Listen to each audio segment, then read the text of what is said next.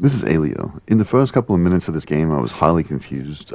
You start off in a Resident Evil type moment, and I believe the reason for that is there is a lot of Resident Evil references throughout the game. It's very Resident Evil inspired, but I don't believe this is actually happening to this character in this first part. I don't think, because later on we are a game tester, and we're working with some sort of AI device that's like a kind of like a VR, but it plugs into the brain, so you don't need like controls. We're like actually kind of in it.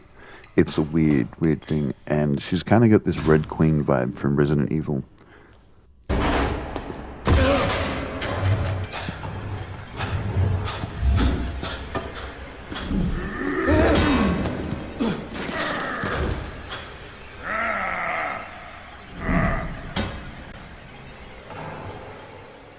All right, now off the bat, a couple of things you're gonna notice: the graphics are not the best in this game. On top of that, the voice acting, not the best in this game. In fact, I don't even think you can turn off motion blur. I'm going to say that is my only negative thing about this game. Also, some of the scenes when you're in the house, a little bit slow. Like, also that axe, why is that axe gone? He just threw that. But anyway, besides that, it's actually really goddamn cool.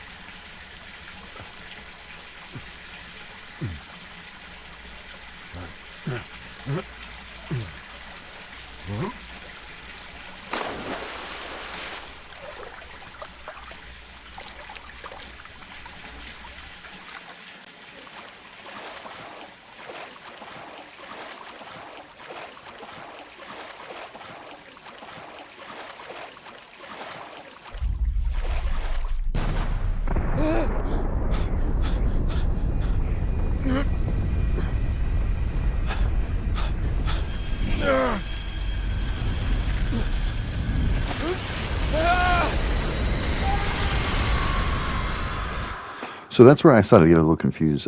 We get melted by a nuke. I don't know if that was real because then the next scene, we are in a VR game. And for some reason, the graphics are like worse than any VR game you've ever seen for that part. But I think it's trying to like really let you know we're in a game. And this is where we find out that we are a tester and it is the future. Your order has arrived. Enjoy your meal.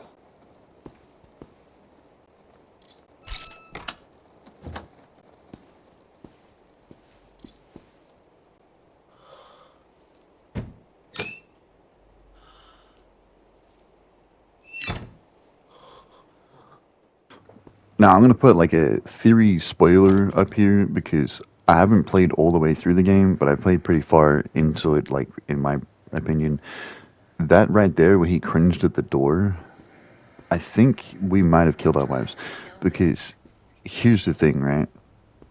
Cringes at the door, you never open it again, and throughout all of the scenarios, this AI develops games around the character's like brain. Like she's trying to make it as scary as possible for him. And something that you keep constantly hearing is like a crying or screaming lady, and it comes in the form of a mannequin that I don't know. I think he killed his wife. Something smells bad in here.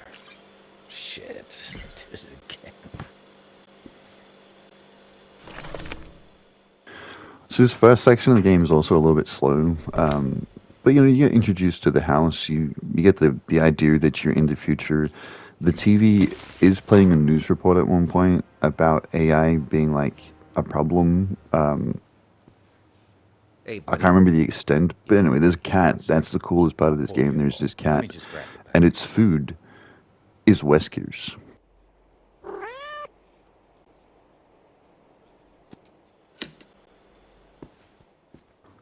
So besides the opening, this is another Resident Evil reference that has happened in the game. There's also a storybook in the bedroom that talks about another game that he tested, and he says that it's similar to the Residents That Are Evil game.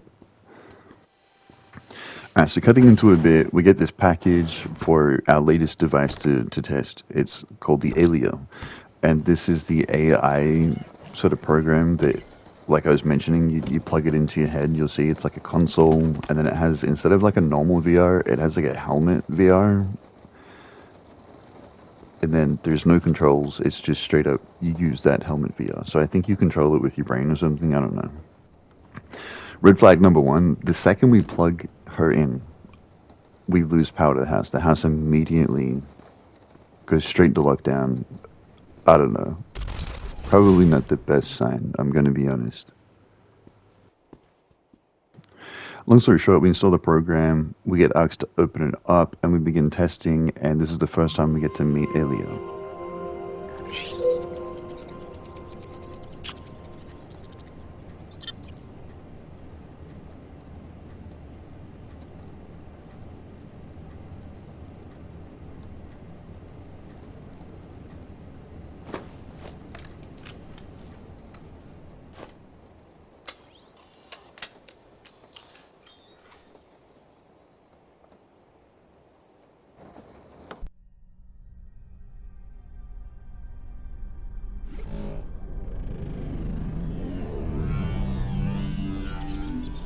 Hello, Samuel.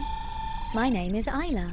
I'm an artificial intelligence that is capable of creating extraordinary worlds, crafting experiences that are as unique as you are. When you're with me, you'll forget all of the worries and stresses of your daily life. Sounds fancy. I'm just a tester, though. Sorry to disappoint you. Hardly. You'll be helping me to improve myself, Samuel. This is a partnership. A chance for us to create something remarkable together. Right. So, how does this work? My primary function is to craft an experience that resonates deeply with you. So I just realized I've been calling her A.L.I.A. when it's like A.L.I.A. or whatever, but not the point. We jump into our first experience from the console, and it's supposed to be a hyper-realistic thing to our character, and we are just straight up crucified.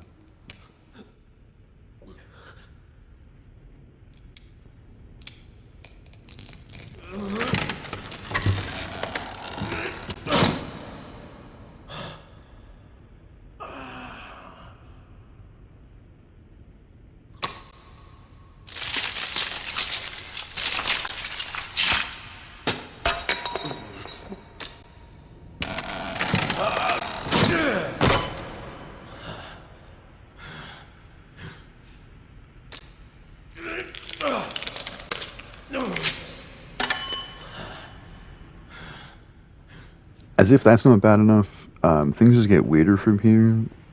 We're locked in a room, there's a TV, and a TV remote. Now, this TV remote, for some reason, every time you use it, it skips you into a different part of the dimension. Like, so the door will be different, or so on and so forth. Like, there's something going to be different in each click. But it reverts back to the first click if you find the TV repeatedly. And it's sort of like a, I want to say like a soul game. Right there, we're looking for a finger, it has a name to it. We're in some sort of soul game that this AI has put us in.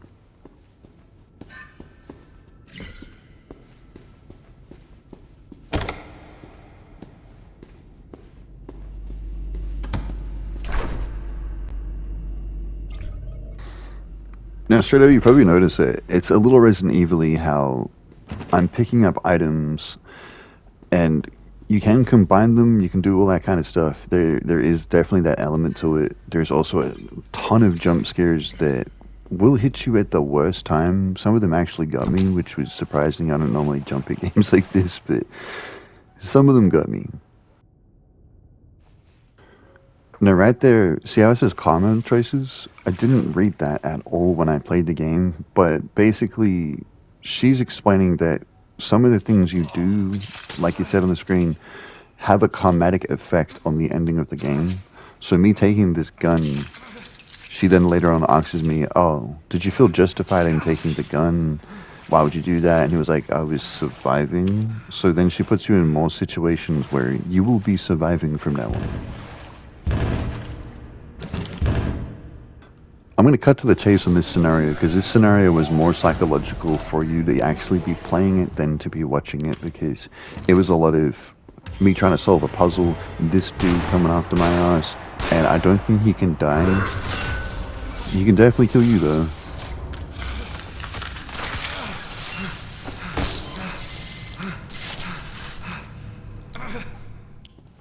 But some key points are, this is our first interaction with this dummy, mannequin, whatever you want to call it.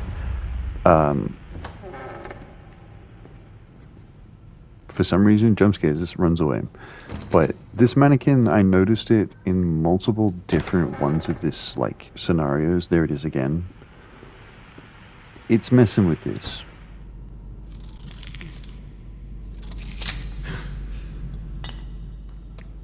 Quick speed run of what happens. So we get this finger, we get jump scared, and get the eyeball. I had to tape this finger to something. These doors kept leading back into this same room, and there was like 10 of them. You just had to keep opening and running through them and figuring out which pattern to run through. It was actually giving me a little anxiety to be stuck like that in the game with that many doors just fucking trapping me in here, knowing this lunatic is after me as well.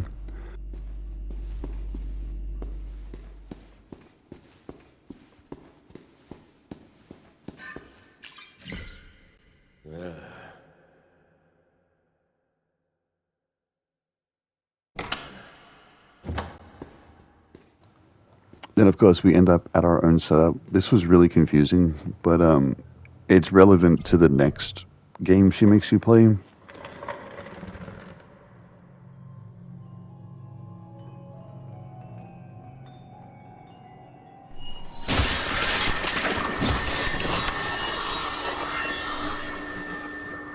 We really lost our heads about it, but for some reason, the next game, I had to get these keys from a buddy from their teeth, like playing dentistry. It was kind of disturbing. And then we build up this mannequin, and again, this goddamn mannequin. It is everywhere in this story. Is constantly making that stupid noise, crying, jump scaring you through the walls. Like, it's kind of a weird thing. I'm pretty sure we killed our wife. I'm gonna be honest. Anyway, long story short, this thing turns into a weird version of like a weeping angel, but the difference is we want to make stuff appear by not looking at it. It's really confusing. Eventually we get it all done, and now we are faced with these that appear to be moving both when we're not looking at them and continuing when we are looking at them. I don't know, they're creepy. Like, let me the goddamn out of here. And then I hit it, and that happened for some reason. That was the choice I made, I guess, was to hit it.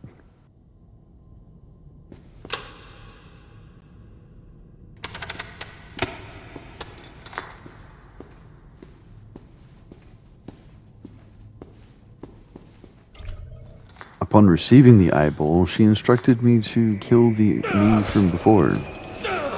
I guess I'm the killer now. Look at me, I am the killer now. My character seems to struggle with alcoholism, as he has one of them like 1 year chips or something, and the house keeps repeatedly trying to give him alcohol. In fact, the AI at one point orders it for him, because that's a thing the future can do apparently. So yeah, we know he has an alcoholic past. Before the next scenario starts, we go to email about this issue. Something that should be noted is after every experience, A.L.I.A has like a rundown with you and explains stuff, but she talks for a really long time, so I decided to not include it in the video to not make it 2 hours long. Anyway, we're into the next experience, I guess you call them, and now for some reason we wake up, we're driving, almost crashed, and we're a detective looking for our partner, apparently. Also, something should be noted, the AI ordered a robotic control like You chip could say for the that. house, I'm looking for and something went wrong from upon installing it. the 30s. So she Right ordered there. another one, and I Last think time I she heard it's from going to her be like was one a of few them days ago. situations with that creepy After house leaving the movie where the motel, house AI she like vanished down this road. takes over the house and tries to You kill seen you. anyone like that around here? Who's asking? I'm This is something else that should be noted. looking Now that for we're a starting to get into like, Sorry. It's been I a guess, long night. more in depth, the Don't AI call is me getting to know us. Daniels. We're getting better experiences Thanks. and stuff. I'll have to. This guy keeps showing up for some reason. Folks have been passing He is through a less these consistent days. character, The but few that do playing different roles. don't exactly. Alright, we're going to speedrun some of this experience too because it was a long experience, but basically, meteor crashes, right? We go investigate the site, there's weird noises happening out there, and then we see this lady standing on the road, and I'm going to be honest, I don't know how we as the character didn't feel threatened when talking to this lady because she's You just good, lady? straight out of Why are Supernatural. you out here in the rain? You shouldn't be out in this. Come on. It's not safe out here. I like the rain. There's something calming about it. About the rain. God, you're pregnant. We ought to get you checked. There's no need. I'm fine. Just keep driving. The farm where I live is right ahead. The heater's busted in this darn thing. We gotta at least dry you off. You'll catch a cold. Don't worry. Just drive, please. Hell no, get out of my car. Anyway, we don't, so this happens. When are you going to introduce me to your friend? Friend? Who? The woman in the back seat.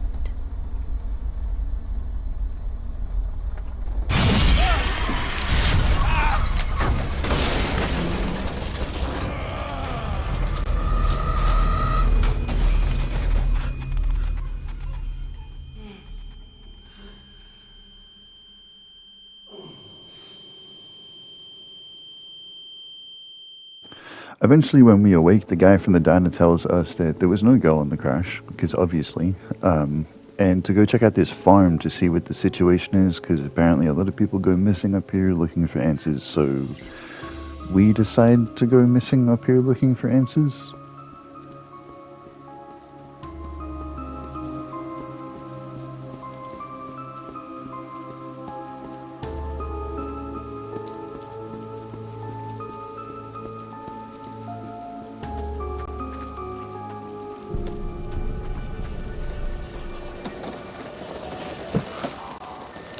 I ain't gonna lie, I was praying there was a gun in this car, but there's not, so I guess we're going in unarmed.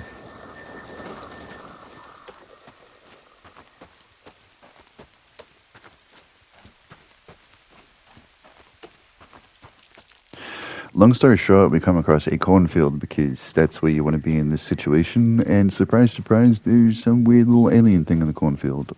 And a decapitated police officer where we get our first gun here. And another alien. I'm gonna be honest, I don't know why we didn't just turn tail and run, but I guess maybe the character is still subconsciously knowing we're playing a game. The scenario is far too long, so I'll just break some stuff down. We get chased by this lady out of the barn, who turns out to be the lady that we picked up in the car. She has a bunch of alien baby things, I don't know what they are. They're creepy, they're chasing us. Also this toilet. Gross.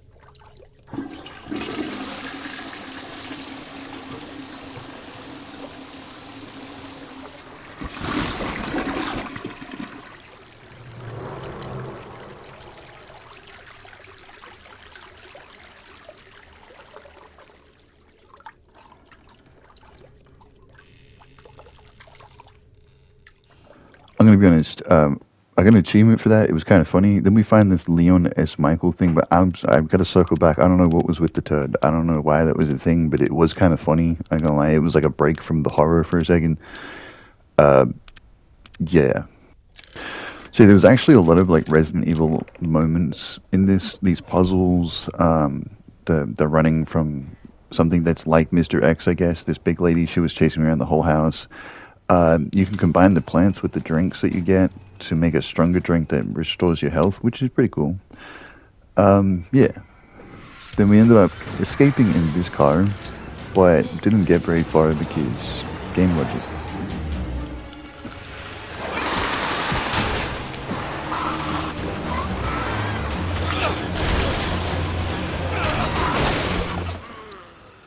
You're not really sure why he decided to crash the car like that, but yeah, so for some reason we think escaping to this dock is a good idea, but we just end up in a boss fight, which I'm going to be honest, it was a pretty cool boss fight.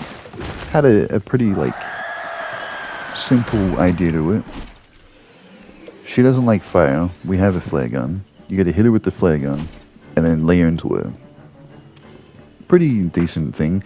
I didn't like switching the weapon, because I didn't realize that, like, you tap left, right, and then you would think if you tap it again, you would switch to it. But it's literally double tap to it, so that's why I was having like a little bit of confusion back there. But it was a decent boss fight. It wasn't like the craziest. She will retreat at one point, and then you get like a bunch of minions spawn and stuff, but you know, pretty normal stuff.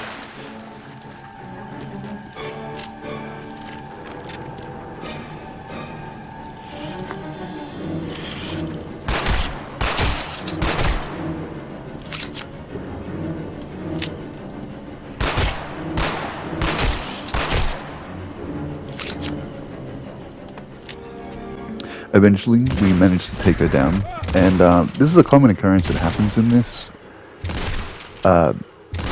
Things that you defeat or scenarios you come across, sometimes they'll ask you to spare them, and now that I think about it, this is the second boss that is a lady. My babies, please, not my children. Please, not again. Please, spare his life. That's all I'm asking. Please, I beg you. I know things. I can help you. Let my baby live. And I'll tell you about the one you're looking for. Please. Okay. You have my word. Our food. It was in the barn. They all looked like you. Isn't that what you were looking for? In the barn? That can't be. They were there. In the cocoons. The fire.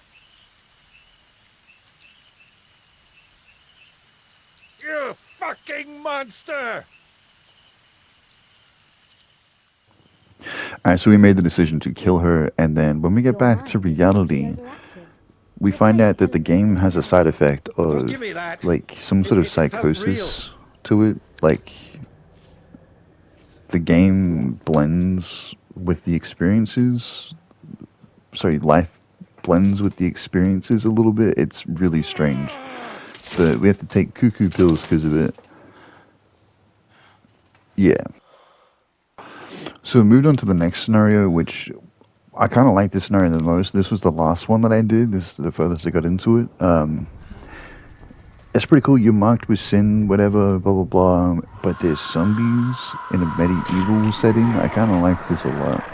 Now, this is where the game started to piss me off a little bit, because the motion blur began to become an issue in this specific thing for my eyeballs. I don't know if you can see it a lot, but the lighting in that with the motion blur and not being able to turn it off, really, I wasn't liking it. Another Resident Evil reference.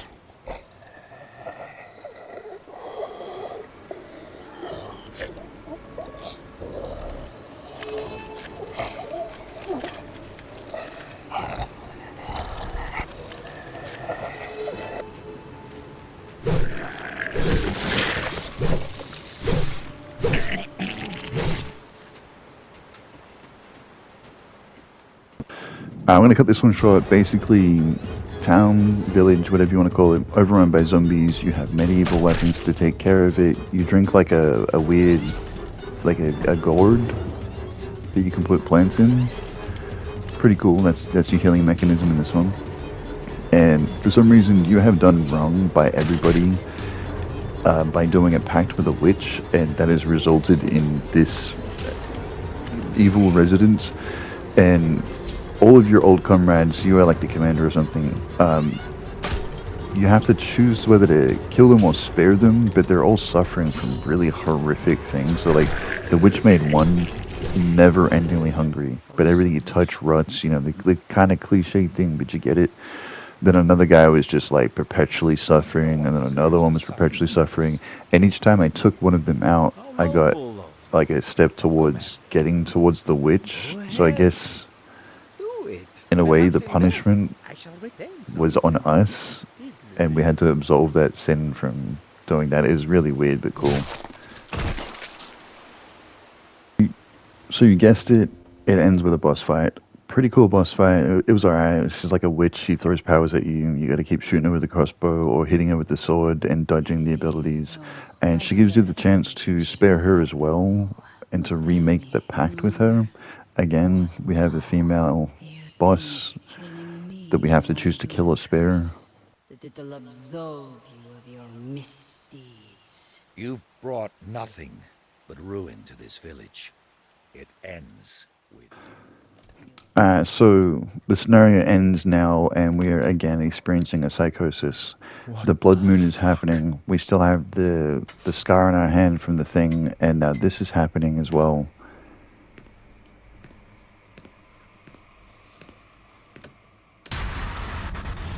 You should have killed me when you had But the this one turns out chance. to be the AI messing with us.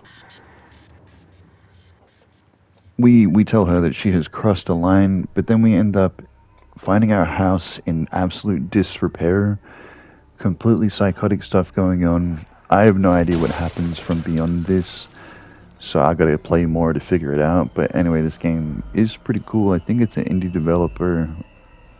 Pretty goddamn cool game. I found it in the indie catalog anyway.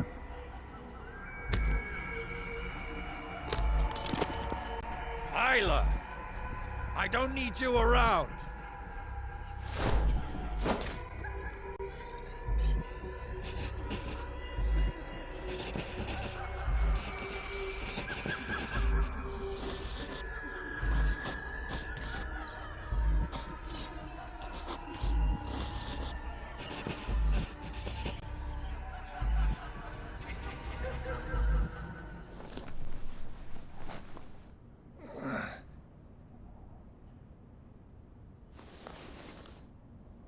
The mark.